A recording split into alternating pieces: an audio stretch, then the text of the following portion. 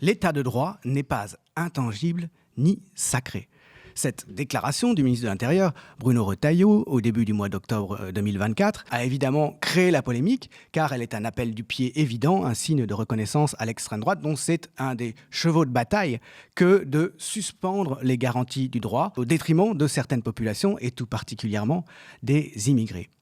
Alors, les tables de la loi, ce qu'il y a de plus sacré, c'est ce que l'on trouve en couverture du livre de l'invité d'aujourd'hui, Eugénie Merriot. Bonjour. Bonjour Eugénie Merriot, qui est juriste, historienne du droit, philosophe du droit aussi, on va le voir. Ces tables de la loi qui donc reprennent les tables des commandements transmis à Moïse dans l'Ancien Testament, eh bien ce sont celles sur lesquelles on a pris l'habitude depuis 1789 de représenter les droits de l'homme. Depuis l'été 1789, cette déclaration des droits de l'homme de la Révolution française est vue comme un texte sacré, précisément, parce que c'est elle qui constitue les fondements de l'organisation politique juste, par opposition à un ancien régime qui prenait fin avec cette déclaration, dans lequel le fondement du droit et le fondement de la légitimité d'État, c'était Dieu.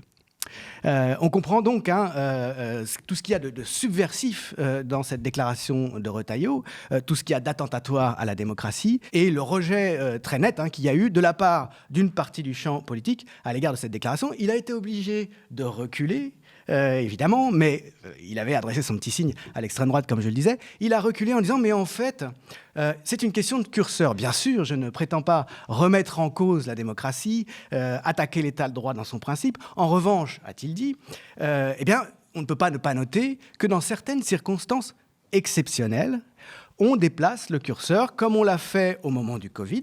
On a suspendu ou limité certaines libertés publiques, ou comme on l'a fait pour raison de terrorisme. Avant ce livre, Géopolitique de l'état d'exception, vous vous étiez intéressé, avec un autre livre qui est paru aussi aux éditions du Cavalier Bleu, à la dictature, je cite, une antithèse de la démocratie. Et il y a un lien, évidemment, entre ce premier livre et le second. Le lien entre les deux, c'est l'idée selon laquelle il faut arrêter de penser qu'un régime politique est associé à un pays. Dans un même pays, vous avez des régimes politiques distincts pour différentes catégories de population.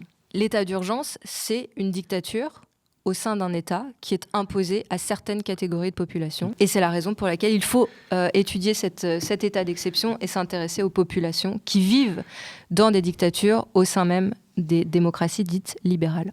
Quel regard vous avez porté sur cette déclaration de Retailleau ? Est-ce qu'elle vous a surpris et comment vous l'avez comprise ?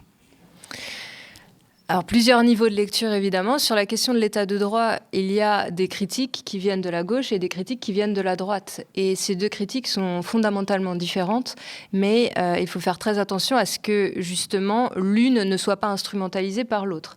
En particulier, la critique qui vient de gauche sur l'état de droit, qui est une critique qui vise à déconstruire le rapport qu'a toujours eu l'état de droit au service des classes dominantes, de la critique de droite de l'état de droit, qui, elle, vise justement à légitimer la suspension de l'état de droit pour les classes dominées.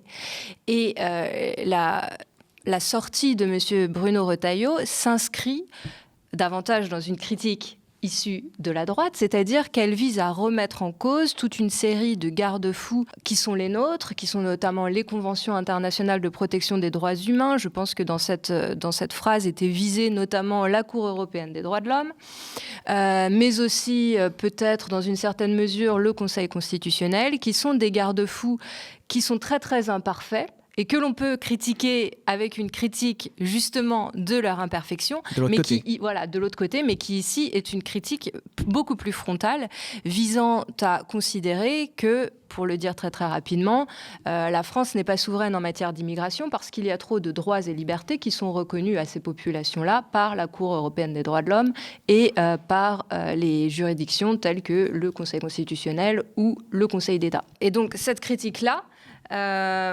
si on la retourne, on peut dire qu'au contraire, le Conseil constitutionnel, la Cour européenne des droits de l'homme sont des juridictions qui ne font pas au contraire, leur travail de protection des populations marginalisées. Et c'est l'objet de mon livre où justement je m'intéresse à tracer la généalogie de cette idéologie de l'état de droit et montrer en quoi elle est fondamentalement, sous couvert d'inclusion de tous, sous couvert d'universalité, elle est fondamentalement malade de son impérialisme, c'est-à-dire qu'elle produit de l'exclusion au nom de l'inclusion. Et c'est-à-dire qu'une critique qui nous vient des études postcoloniales, qui nous vient de la théorie critique, s'opposera à l'état de droit parce que, précisément, il est une illusion dans son caractère universel. Alors que la critique de droite, qui vient de... Si on prend l'histoire de la pensée juridique, on peut dire une critique de type schmittienne, verra l'état de droit comme une sorte d'utopie problématique et à laquelle il faut substituer le pouvoir du souverain, la politique, et c'est ce que nous dit Bruno Retailleau. Mais si on regarde le Conseil d'État est assez en phase avec les propos de Bruno Retailleau. Je rappelle la phrase de Bernard Stirn, qui était l'un des anciens présidents de la section du Conseil d'État, du contentieux du Conseil d'État, qui disait « L'état d'urgence est un ami sur lequel les libertés peuvent compter ». Donc le grand discours selon lequel l'état d'urgence est la condition du respect des libertés, c'est un discours de type libéral, mais qui est, selon moi, et selon l'école de pensée à laquelle j'appartiens, c'est-à-dire l'école de pensée critique du droit et des droits de l'homme, selon cette école-là, c'est une mystification. En fait, l'idée selon laquelle l'état d'urgence permet de sauvegarder les libertés. Au contraire, l'état d'urgence permet d'adopter une politique profondément excluante, profondément impérialiste, tout en maintenant la proclamation de l'universalisme des droits. L'objet de ce livre, c'est justement de montrer que la pensée libérale qui est dominante dans le développement du droit international, le développement du droit constitutionnel avec lequel nous vivons aujourd'hui, cette pensée-là, elle est fondamentalement duale. C'est-à-dire qu'à partir du moment où le contrat social est institué, à la fois en droit interne et au niveau global, c'est un contrat qui inclut certaines populations au détriment d'autres populations. Donc si on prend par exemple l'histoire du droit international public. L'histoire du droit international public, il se développe à partir de la fin du XVe siècle, au moment où le pape proclame sa juridiction universelle et où les Portugais s'engagent dans l'aventure coloniale et demandent au pape de créer un droit positif qui justifierait leur conquête de l'Amérique du Sud. À ce moment-là, le pape fait droit à ces demandes des Portugais et c'est la bulle pontificale Romanus Pontifex de 1455 où le pape justifie que les Portugais ont le droit, dès lors qu'ils rencontrent des populations non chrétiennes, de les réduire en esclavage, de les piller, de s'approprier leurs terres, et que c'est parfaitement en adéquation avec le droit divin et le droit naturel. Et ça devient aussi du droit positif, c'est-à-dire le droit issu par le pape. À ce moment-là, nous avons un débat en Espagne sur la question de la légalité de la conquête de l'Amérique du Sud. Et cette légalité, elle est à ce moment-là établie par l'idée selon laquelle les natifs n'ont pas d'âme, ils sont cannibales et donc ils sont exclus du droit naturel puisqu'ils sont hors de la communauté des hommes.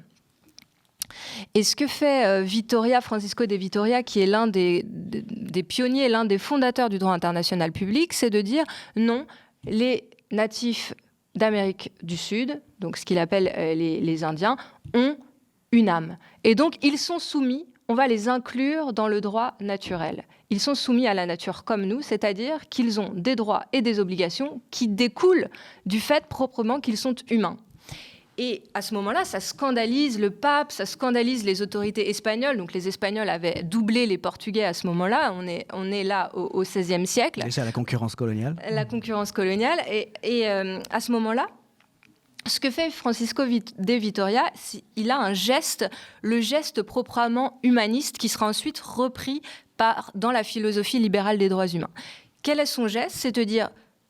Les Indiens d'Amérique, donc les natifs, donc les Indiens d'Amérique avec des guillemets, sont inclus dans le droit naturel et donc dans le droit des gens. Comme ils sont inclus, ils ont des obligations et ils ont des devoirs, comme nous. Quelles sont les obligations et les devoirs du droit des gens? Et c'est notamment le devoir d'hospitalité et le devoir de faire du commerce avec les nations étrangères. Ce sont des devoirs qui découlent du droit naturel et du droit des gens, donc c'est-à-dire du droit positif que nous essayons de développer. Et donc, comme ils refusent aux conquistadors ce droit-là, le droit d'hospitalité et le droit de commerce, parce qu'ils ne veulent pas commercer et ils répliquent, ils résistent à cette conquête, eh bien, les Espagnols sont en situation de légitime défense. C'est-à-dire que la guerre menée par les Espagnols est une guerre juste, de légitime défense. En plus, il est tout à fait justifié que cette guerre juste ait lieu parce que il y a aussi des pratiques qui sont en contravention avec le droit naturel chez ces peuples-là. Donc, des actes de barbarie. Voilà, ce sont des barbares. Et tout est là, en fait. On a dans ce geste fondateur le principe qui va ensuite se développer, se renouveler sans cesse jusqu'à la guerre contre le terrorisme sous Bush et sous Biden et sous le prochain président des États-Unis. C'est-à-dire, on inclut pour pouvoir ensuite dire qu'il y a une violation du droit dans lequel on inclut ces peuples-là, sachant que c'est un droit qui est ignoré par ces personnes-là et auquel ils n'ont pas participé. Donc en fait, cet acte d'inclusion vise à exclure. Et c'est renouvelé tout au long, on peut faire l'histoire, et c'est ce que je fais dans le livre, du XVIe siècle jusqu'au XXIe siècle, avec des nouveaux critères. Il y a toujours le critère de civilisation, qui justifie la guerre juste. L'un des objectifs de la guerre juste, c'est de justifier l'esclavage. C'est-à-dire que la soumission en esclavage est un motif légitime dans la guerre juste. Et ça, on le retrouve pendant toutes les Lumières aussi. Donc, et c'est ce que je cite dans le livre, par exemple, John Locke. Ouais. Donc, peut-être on pourra y revenir après. C'est-à-dire que la guerre est justifiée si son objet est de réduire en esclavage des adversaires ? Non, la guerre est juste. Dans la guerre juste, les vaincus peuvent être réduits en esclavage. D'accord. C'est une forme de geste d'humanité plutôt que de les exterminer. D'accord. Mais alors, la manière dont vous faites cette histoire, finalement, relativise beaucoup la rupture qu'aurait été la Déclaration des droits de l'homme comme nouveau fondement du droit. Donc la Déclaration des droits de l'homme et du citoyen de 1789. Premièrement, elle intervient à un moment où c'est le début de la Révolution. Elle est censée être le préambule à la Constitution de 1791, mais finalement, elle est laissée à plus tard, la discussion, parce qu'il y a des problèmes plus urgents, et notamment le fait de voter une loi d'exception, une loi martiale, qui sera adoptée en octobre 1789, signée le jour même par Louis XVI, utilisée sur le champ de Mars pour fusiller les manifestants. Donc il y a cette précédence très très nette de la nécessité d'abord d'avoir une loi martiale, d'avoir un état d'exception qui permette de suspendre les droits, avant d'avoir cette déclaration des droits de l'homme qui va ensuite pouvoir être appliquée. Les droits humains, c'est toujours une forme d'alibi pour l'état d'urgence, c'est-à-dire qu'il y a une existence à la fois dans l'histoire, c'est ce que je montre dans le livre, mais aussi dans la pensée de ceux qui sont les grands fondateurs du droit international public, du droit constitutionnel. Il y a toujours d'abord l'état d'urgence qu'on va penser, l'exception, et ensuite on va penser le principe, exactement comme Francisco de Vitoria, lorsqu'il inclut le monde entier dans la juridiction du droit des gens, il pense d'abord la guerre juste, c'est-à-dire la guerre de légitime défense, qui naît elle-même de cette violation du droit naturel par les personnes qui, au départ, en étant exclu de ce droit, n'avait pas ces obligations-là. Ce paradoxe qui est très surprenant de premier abord, que les républicains, par exemple, français du 19e siècle, y compris de gauche, étaient de féroces colonisateurs. Ceux qui prétendaient être les héritiers de la Révolution de 1789, en réalité considéraient, comme l'a dit, je crois, Jules Ferry, que la déclaration n'était pas conçue pour s'appliquer aux Noirs d'Afrique équatoriale. Au fond, c'est une structure de très longue durée. Absolument. Donc prenons par exemple John Locke. John Locke est considéré comme le grand fondateur de l'état de droit et du constitutionnalisme. Que nous dit John Locke? Premièrement, que sont exclus de ce contrat social les personnes qui ne sont pas capables de contracter, donc les peuples barbares. Il justifie la guerre juste. Alors, c'est un nouvel argument qui se substitue au XVIIIe siècle à celui qui était utilisé par Vittoria au XVIe siècle. Pour Locke, l'argument, c'est celui de la terra nullius, c'est-à-dire à partir du moment où une terre n'est pas vraiment habitée par ses habitants parce qu'ils ne la cultivent pas, ils ne la mettent pas en valeur, alors, à partir de ce moment-là, la guerre contre ces personnes-là est juste, et il est tout à fait juste aussi, c'est un geste d'humanité de réduire les personnes vaincues en esclavage. Et d'ailleurs, John Locke était esclavagiste et il a participé, donc il a participé à l'aventure coloniale dans la Royal African Company britannique. Il était un fervent partisan de la colonisation de l'Amérique du Nord. Il a rédigé la Constitution de Caroline, qui constitutionnalise l'esclavage et le droit de vie et de mort des maîtres sur leurs esclaves, esclaves nègres, comme c'est écrit dans le texte. Donc John Locke, l'un des penseurs fondateurs de l'État de droit, le grand théoricien des libertés publiques, et aussi le grand théoricien du droit de résistance à l'oppression. Donc on pourrait s'attendre à quelqu'un de véritablement universaliste à partir de ce que l'on connaît de lui, mais si on s'intéresse un petit peu plus en profondeur à ses écrits et à sa biographie, il était, comme ses contemporains, comme ses successeurs, comme ses prédécesseurs, appartenant à la même tradition de pensée que lui, il est un défenseur de l'impérialisme, ce qui signifie d'exclure de tout son champ de droit, de l'état de droit, les personnes non propriétaires, racisées.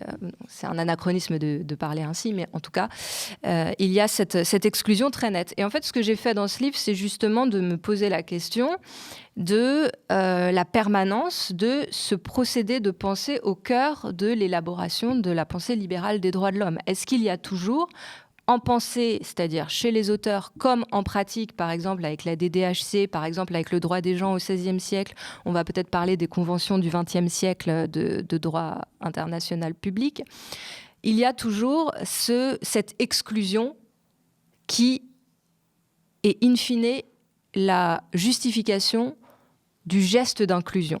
On peut prendre l'exemple de Hannah Arendt qui avait déjà formulé cette critique-là dans son texte très connu en 1951, Le droit d'avoir des droits, où elle disait « Il y a une fondamentale hypocrisie dans ce geste de la Déclaration universelle des droits de l'homme de 1948 à l'ONU.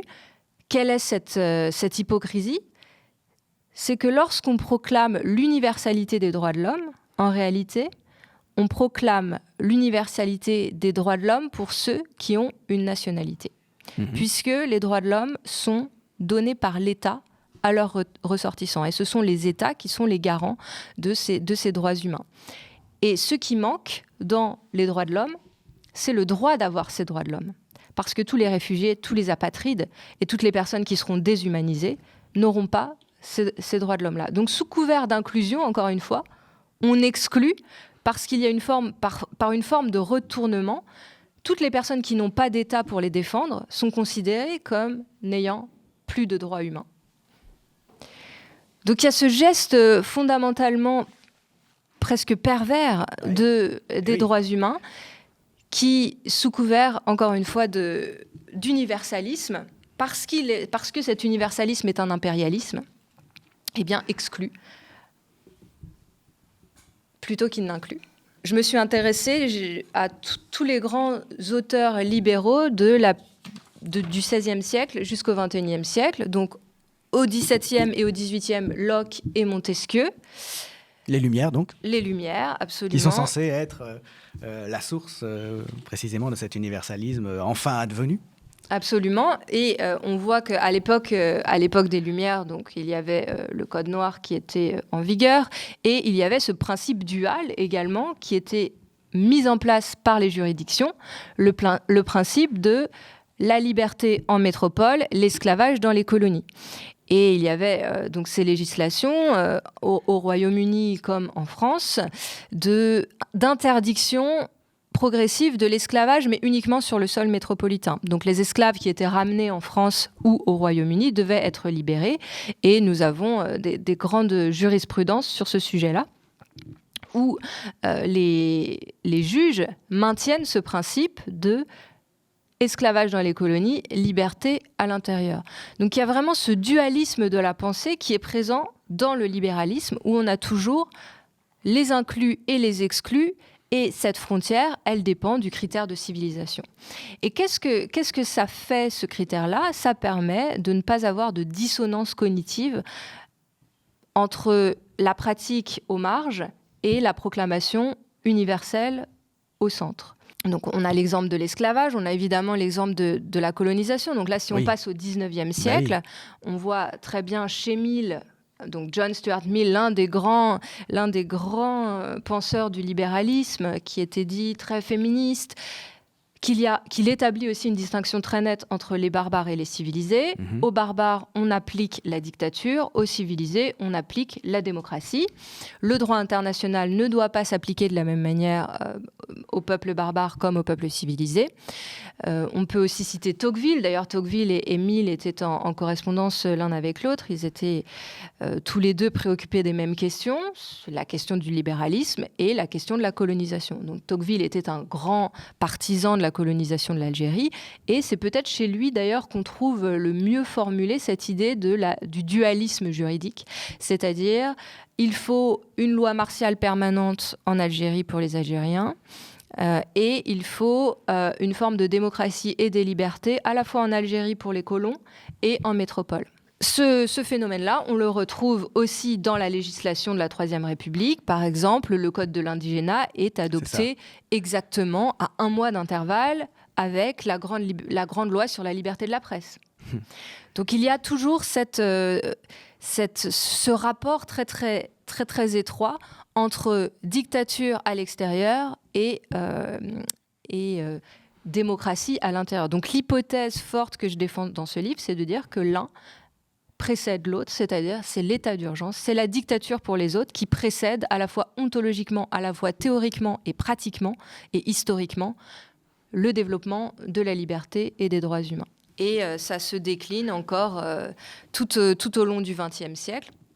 Alors au XXe siècle, je peux prendre des exemples qui sont plus ou moins connus. Commençons par le développement du droit international des droits humains. Donc la grande fable, c'est l'idée selon laquelle, après la Seconde Guerre mondiale, les peuples du monde, et en particulier l'Occident, a pris conscience de ses erreurs passées. Il a accordé gracieusement la décolonisation. Il a mis en place les conventions internationales des droits humains. Donc on a la Déclaration universelle des droits de l'homme. Et puis nous avons ensuite la Convention européenne de sauvegarde des droits humains pour l'Union européenne, pour le Conseil de l'Europe, pour les pays d'Europe. Et puis, il y a, au niveau des Nations Unies, le pacte international relatif aux droits civils et politiques. Tout ça, ça date de quelle période ? C'est des périodes plus récentes. Alors, j'imagine. tout ça, c'est après la Seconde Guerre mondiale. Donc, la Convention européenne de sauvegarde des droits humains, c'est 1950. D'accord. La DUDH, c'est 1948. Le pacte international relatif aux droits civils et politiques, c'est 1966. Quand on regarde la chronologie, cette chronologie-là est celle, par exemple, du rapport de la France à ses colonies, de la guerre aux indépendantistes terrible, qui est menée d'abord en Indochine, puis ensuite en Algérie. On se dit quand même qu'il y a un petit décalage entre les principes juridiques et la pratique politique. Et justement, c'est cette très étroite dépendance entre une pratique qui est autoritaire, qui est violente, et la proclamation d'idéaux universalistes. Et en fait, ce n'est pas juste un hiatus, l'un permet l'autre. Donc prenons l'exemple de la Convention européenne de sauvegarde des droits humains. La Convention européenne de sauvegarde des droits humains, pourquoi donc des droits de l'homme. Donc, elle est négociée à la fin des années 40. Donc, on commence vraiment après la Seconde Guerre mondiale. Elle est adoptée en 1950. Les États qui participent à la négociation sont les grandes puissances coloniales européennes, en particulier la France et le Royaume-Uni, qui vont rédiger cette convention pour s'assurer de plusieurs choses. Dans cette convention, on va évidemment proclamer des droits, mais il y aura 2 conditions à cette proclamation des droits, qui sont des conditions fortes posées par le Royaume-Uni. La première condition, c'est qu'il y ait ce qu'on appelle la clause coloniale, c'est-à-dire la clause qui va permettre à l'État de choisir ou non d'inclure la protection des droits humains à ses colonies, qui sont alors en proie à des révoltes anticoloniales, et les mouvements de décolonisation ont commencé et sont en train de se régler au Royaume-Uni comme en France, donc dans les colonies, avec une violence inouïe. Oui, c'est un universalisme assez restreint déjà quand même. Et donc ça, c'est la cause coloniale qui est inclue dans cette convention européenne. Sinon, de toute façon, le Royaume-Uni ne l'aurait pas signée. La deuxième clause, c'est la clause d'état d'urgence, qui est une sorte de substitut à la clause coloniale. Et cette clause d'état d'urgence, elle permet à l'État de suspendre les provisions de la Convention européenne de sauvegarde des droits humains dès lors qu'il le juge nécessaire. Donc ça, c'est une condition posée par les États pour l'adoption de cette convention. Alors, qu'est-ce qui se passe au Royaume-Uni ? On a évidemment la révolte au Kenya. Et donc, immédiatement, c'est utilisé, cette clause, à la fois la clause coloniale et la clause d'état d'urgence, pour réprimer les populations. Donc, cette convention, elle permet sous couvert d'inclure les colonies qui sont en train de se décoloniser, de les exclure, puisqu'il y a cette clause coloniale et cette clause d'état d'urgence. Et en même temps, ce qu'elle fait, c'est qu'elle retire de la protection du droit international de la guerre ces révoltes coloniales-là. Parce que le droit international de la guerre protège, à partir de la fin de la Seconde Guerre mondiale, les prisonniers de guerre, les civils. Et donc, les puissances impériales veulent mettre en place l'idée selon laquelle ces révoltes-là sont du droit interne, ce qui permet de justifier qu'il s'agit pour elles d'opérations de police. C'est du maintien de l'ordre, quoi. Voilà, c'est du maintien de l'ordre. Comme on l'a dit en France pour la guerre d'Algérie, qui n'était pas une guerre. Absolument. Donc nous ne sommes pas dans la protection du droit international humanitaire, mais en même temps, on a quand même cette Convention européenne de sauvegarde des droits humains, donc ça permet de proclamer des idéaux universalistes tout en pouvant suspendre son application aux colonies. Et cette généalogie, je la continue avec la Cour européenne des droits de l'homme qui continue ce processus-là. Donc ensuite, donc la clause coloniale maintenant n'existe plus, elle a été abrogée. Il y a toujours la clause d'état d'urgence qui est utilisée d'ailleurs. La France l'a déclenchée en 2015 lorsqu'elle a déclaré l'état d'urgence. Donc déjà en 2005, je crois, avec les émeutes dans les banlieues, oui. Et puis en Kanaki, quelques années avant, je crois, dans les années 80. Oui. Donc là, on pourrait parler aussi de l'état d'urgence tel qu'il a été mis en place par la France. Le continuum colonial est évidemment très très net. Mais pour finir sur la Convention européenne des droits humains, aujourd'hui, la Cour européenne des droits de l'homme continue d'octroyer une marge de manœuvre, c'est ce qui s'appelle la doctrine de la marge d'appréciation, aux États dès lors qu'il s'agit de sécurité nationale et en particulier de mise en place d'états d'urgence. Donc on a ce continuum colonial qui est très très fort dans la manière avec laquelle on a pensé le droit international et en particulier le droit international des droits humains. Et dans toutes les conventions, quasiment toutes les conventions des droits internationaux de protection des droits de l'homme, celles qui ont été négociées par les grandes puissances, vous avez cette clause d'état d'urgence. Et ça se retrouve par exemple dans le plus grand texte de l'ONU qui est le Pacte international relatif aux droits civils et politiques de 1966. Vous avez aussi cet article 4, l'article de l'état d'urgence. Et on peut en venir ensuite au droit interne des États. De la même manière, comme nous l'avons vu avec la DDHC et la loi martiale. Déclaration des droits de l'homme et du citoyen, je le dis pour nos auditeurs, la DDHC, oui. La DDHC de 1789 et la loi martiale de 1789, qui sont dans un lien de simultanéité. Eh bien, c'est la même chose sous la Troisième République et puis aussi sous la Cinquième République. Donc, si on passe maintenant à la Cinquième République, l'histoire de la Cinquième République, c'est une république qui naît dans l'état d'urgence, qui naît de l'état d'urgence, qui naît dans l'état d'urgence et qui ensuite est modifiée par des états d'urgence également. Et les libertés, les droits et libertés qui sont reconnus sous la Ve République ne le sont reconnus dans l'ordre constitutionnel interne qu'à partir de 1971, à une époque où on a déjà notre état d'urgence qui est celui de la loi de 55 qui a été adoptée pour l'Algérie et notre article 16 qui est un article absolument incroyable qui permet au président de la République de suspendre de concentrer tous les pouvoirs dans sa main et de suspendre l'état de droit. Si on revient sur la chronologie que vous évoquez, en 1955, on est encore sur la 4e République. Mais cet état d'urgence, cette loi sur l'état d'urgence, c'est ça, est adoptée pour faire face justement à l'insurrection algérienne qui n'est pas censée être une guerre, qui sera toujours déniée comme guerre. On parlera des événements, on parlera d'opérations de maintien de l'ordre. Il y a un continuum, donc finalement, de la 4e à la 5e, de ce point de vue-là.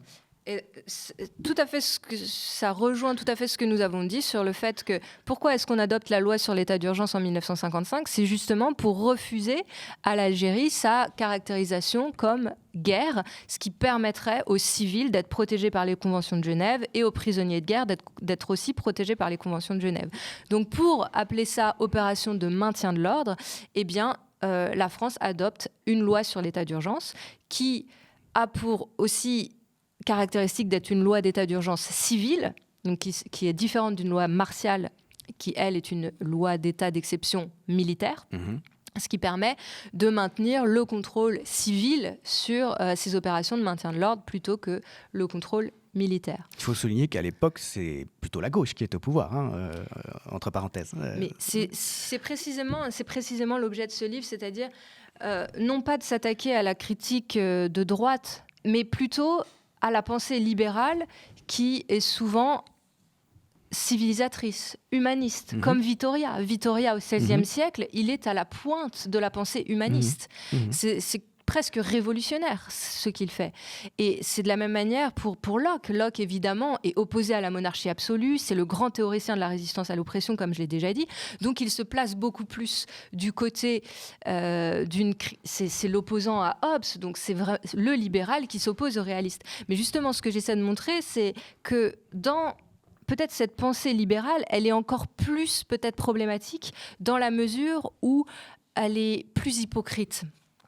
Elle est plus hypocrite et cette manière d'être plus hypocrite permet de fonder, sous des couverts humanistes, des objectifs profondément racistes et coloniaux. C'est beaucoup plus légitimant de procéder comme ça, en Absolument. effet. Ouais. Et alors, si on va justement de l'autre côté, du côté de la tradition réaliste, comme vous le disiez, beaucoup plus dure, sans illusion sur la réalité des droits, sur l'universalisme. Bien sûr, il y a Carl Schmitt, dont on parlait au début, celui qui dit, vous le rappelez, le souverain, c'est celui qui décide de l'exception. Et c'est comme ça que se définit la souveraineté. Vous posez la question à la fin de votre livre de savoir qui, aujourd'hui, est à l'échelle planétaire dans cette situation. Vous répondez évidemment qu'il s'agit des États-Unis. Ce sont eux qui décident des moments où on peut agir hors du droit, librement, parce que, justement, ils sont les gendarmes de la planète. Ils ont cette destinée manifeste qui les a institués comme garants du camp de la liberté, comme ils le disent. Et vous faites l'hypothèse que ça pourrait changer ça, qu'ils ne seront peut-être pas forcément éternellement dans cette position de souveraineté, dans cette situation de décider des moments où on peut ouvrir l'état d'exception. Oui, les États-Unis ont repris le flambeau impérial après la Seconde Guerre mondiale et ils se sont imposés comme en effet la superpuissance capable de décider de l'exception et de soumettre la planète à a un droit d'exception en fonction du curseur qu'ils choisissent être le bon. Donc ceux qu'ils ont choisi. Mais d'ailleurs, il y a une continuité absolument folle, je le montre dans le livre, entre ce qui se disait au XVIe siècle chez Vittoria, ce qui se disait chez Grotius au XVIIe siècle. Ce sont les mêmes mots qui sont utilisés par George Bush le lendemain du 11 septembre, lorsqu'il déclare qu'il faut faire une croisade contre l'axe du mal, qu'il y a des États qui sont hors du droit parce que ce sont des barbares, et que donc cela autorise toute suspension du droit international à leur égard. Donc oui, il y a cette continuité. Après le 11 septembre, ce sont les États-Unis qui demandent au Conseil de sécurité des Nations Unies d'adopter une résolution qui invite tous les États du monde à adopter des états d'urgence antiterroristes. Et donc, il y a une forme de coup d'État par les États-Unis et par le Conseil de sécurité des Nations Unies, qui normalement n'est pas un super législateur, on est quand même dans une organisation internationale, normalement, donc la souveraineté des États est censée être respectée, d'inscrire l'état d'urgence dans toutes les législations du monde entier. Et c'est, selon Kofi Annan, la résolution des Nations Unies, du Conseil de sécurité des Nations Unies, qui a été le mieux suivie et de la façon la plus spectaculaire pour une fois dans toute l'histoire du Conseil de sécurité des Nations Unies. Ça allait dans le sens des États, dans le sens de l'impunité des États, de la latitude d'action des États. Tous les États y ont trouvé leur compte, évidemment. Demain, est-ce que lorsque la Chine sera la première superpuissance mondiale, si ce n'est pas déjà le cas, est-ce qu'elle pourrait aussi déclarer un état d'exception et ainsi s'ériger en souverain mondial? C'est la question que je pose. Pour être tout à fait honnête, je ne pense pas. Mais je pense que c'est important de s'interroger sur cette possibilité. Nous avons un état d'urgence qui est utilisé non seulement pour suspendre les libertés et pour permettre la dictature sur certaines populations, la violence sur certaines populations. Et nous avons aussi cet état d'urgence qui permet de faire des coups d'État. Comme je l'ai dit avec le Conseil de sécurité des Nations Unies, lorsque nous avons une résolution qui demande aux États d'adopter des législations antiterroristes de type état d'urgence, de mieux contrôler leurs frontières, de mieux contrôler les flux de capitaux, eh bien, c'est une forme de coup d'État. Et on retrouve ça aussi avec la notion d'état d'urgence pas formulée telle qu'elle, mais sous d'autres noms dans les autres organisations internationales, comme à l'OMS, mais aussi comme à l'Union européenne. Donc il y a cette notion de l'urgence qui va permettre de faire des coups d'État pour demander à tous d'adopter le paradigme de l'état d'urgence. Il y a une forme de circularité et d'auto-renforcement de l'état d'urgence qui se produit à l'échelle globale. Qu'est-ce qui vous fait penser qu'au fond, après réflexion, la Chine ne suivra pas cette voie? Est-ce que c'est pour des raisons culturelles, au fond, de logique historique profonde, de rapport à l'expansion, à l'impérialisme? Justement, il n'y a pas cette philosophie libérale de l'impérialisme, il n'y a pas cette volonté d'imposer au reste du monde son modèle. Dans toute l'histoire de la Chine, en tout cas, on ne l'a pas encore observé. Et même si aujourd'hui, évidemment, en Chine, vous avez beaucoup d'intellectuels, d'ailleurs souvent très proches de Xi Jinping ou pas. Mais je pense à Zhang Weiwei, par exemple, qui est très proche de Xi Jinping et qui a beaucoup écrit sur le révisionnisme, c'est-à-dire changer le narratif global de l'histoire mondiale pour ériger la Chine en civilisée par rapport aux barbares que serait l'Occident. Faire l'inverse de ce que fait l'Occident, quoi. Voilà, donc on a quand même ça chez des intellectuels assez proches du pouvoir, mais je n'ai pas trouvé, en tout cas dans les écrits ni de Zhang Weiwei, ni dans la doctrine du Parti communiste chinois, une volonté d'imposition du modèle chinois au reste du monde. C'est plus une volonté de rééquilibrage au service de la grandeur de la civilisation chinoise que d'une volonté d'expansion impériale. et le côté universaliste n'est pas présent. Au contraire, on a toujours plutôt le discours sur les grandes civilisations, les grandes cultures, le maintien des spécificités nationales, des spécificités civilisationnelles. Il n'y a pas cet évolutionnisme qui a été l'un des marqueurs du développement du droit international et du droit constitutionnel que nous avons en Occident. L'axe du mal sur l'histoire de l'humanité, c'est plutôt l'Occident. Je pense qu'on peut être plutôt d'accord sur ce point que la Chine. Vous êtes aussi spécialiste des constitutions, des situations juridiques dans des pays très éloignés de l'Occident, en Extrême-Orient, en particulier en Thaïlande. Oui, je fais du droit constitutionnel comparé, donc je m'intéresse beaucoup à l'Asie. J'ai travaillé sur la Thaïlande, c'était ma thèse, j'ai passé plus de 10 ans là-bas. Mais maintenant, je travaille sur une comparaison entre Singapour, Hong Kong, Taïwan, la Chine. Et je m'intéresse à la manière avec laquelle on peut renouveler nos imaginaires politiques et notre pensée politique en général à partir d'une réflexion sur la Chine. C'est un parcours qui fait penser à quelque chose de courant à l'époque des Lumières, de partir vers l'Orient pour trouver des Indes à l'Occident. Justement, il s'agit de reprendre le geste critique de Montesquieu avec l'Esprit des lois en 1748, où il s'intéresse justement à la Chine. Il invente ce régime de despotisme oriental pour montrer dans quelle mesure ce régime fantasmé de la violence correspond en tout point à la monarchie absolue de Louis XIV et de Louis XV, et qu'en réalité, entre ces deux formes de régime, il y a plutôt une similitude qu'une dissimilitude, et qu'il faut donc penser de nouveaux modèles, et c'est exactement ce que j'essaye de faire dans mon travail. Merci beaucoup, Eugénie Mériot, pour ces aperçus d'histoire du droit, d'histoire de la pensée juridique, de l'exception et des droits, avec ce livre donc Géopolitique de l'état d'exception, les mondialisations de l'état d'urgence, qui faisait suite d'ailleurs à un premier livre, La dictature, une antithèse de la démocratie, qui avait déjà été publié chez Le Cavalier Bleu. Merci beaucoup, Eugénie Mériot. Merci.